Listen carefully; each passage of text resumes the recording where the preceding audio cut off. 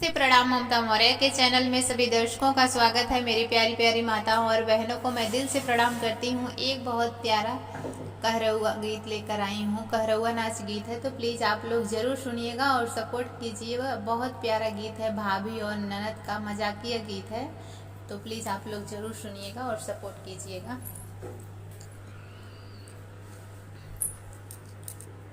कितनी प्यारी ननदिया ननद मोर सोना चिरैया हो, कितनी प्यारी ननदिया ननद मोर सोना चिरैया हो। अपने ननद जी के खूब पढ़ाई बे, अपने ननद जी के खूब पढ़ाई बे। टीचर बनई उनकर भैया ननद मोर सोना चिरैया हो, टीचर बनई उनकर भैया ननद मोर सोना चिरैया हो। कितनी प्यारी ननदिया ननद मोर सोना चिरैया हो, कितनी प्यारी ननदिया ननद मोर सोना चिरैया हो। अपने ननद जी के शादी रचैबै, अपने ननद जी के शादी रचैबै।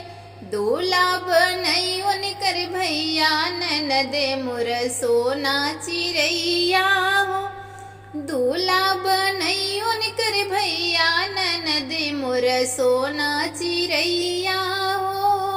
कितनी प्यारी ननदिया ननद मोर सोना चिरैया हो, कितनी प्यारी ननदिया ननद मोर सोना चिरैया हो।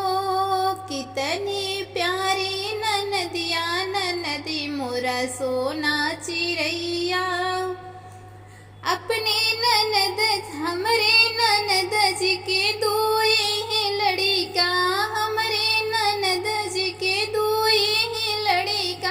पापा बनई उनकर भैया ननद मोर सोना चिरैया हो, पापा बनई उनकर भैया ननद मोर सोना चिरैया हो। कितनी प्यारी ननदिया ननद मोर सोना चिरैया हो, कितनी प्यारी ननदिया ननद मोर सोना चिरैया हो। कितनी प्यारी ननदिया ननद मोर सोना चिरैया।